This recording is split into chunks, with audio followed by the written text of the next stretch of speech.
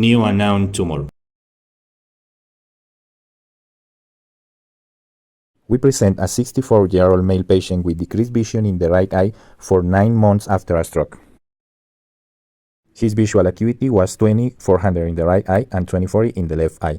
Cataracts were evident in both eyes, and finally, in the posterior pole of the right eye, a grayish-white nodular lesion depended of the retina. Wide field color images showed multiple grayish-white lesions in the right eye, with defined borders, most predominantly in the macular area. The left eye appears unremarkable.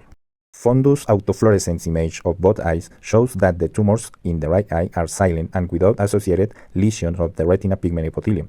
A fine area of hyperautofluorescence is observed nasal to the fovea. Early phase fluorescein angiography image of both eyes don't show intrinsic vascularity or identifiable feeder vessels.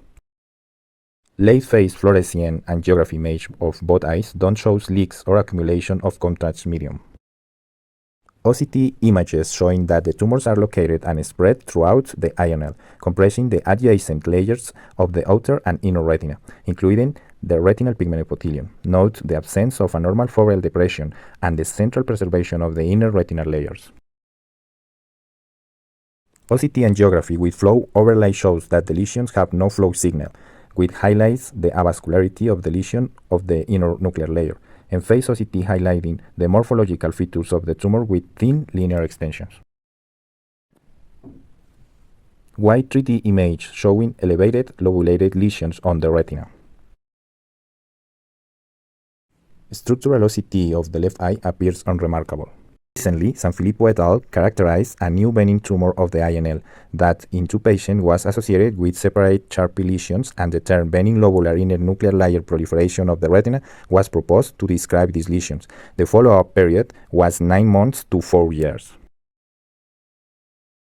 The multimodal images in this series were able to demonstrate that the lesions are dependent on the inner retina, with predominance affecting the inner nuclear layer and don't show dependence on vascular pathways. In 3 of 4 patients underwent whole exome sequencing of the blood that revealed no candidate variants that plausibly could account for the phenotype. Finally, the correct diagnosis in this case is benign lobular inner nuclear layer proliferation of the retina, Blip. This is the 1-year follow-up result, with found lesion and changes indicating the benign behavior of these tumors. These lesions can be unilateral or bilateral. They are grayish-white lesions centered in the posterior pole and multifocal. Some consist of multiple lobes with arch extensions beyond the central tumor mass. OCT lesion to be centered given the INL at the border of the inner plexiform layer.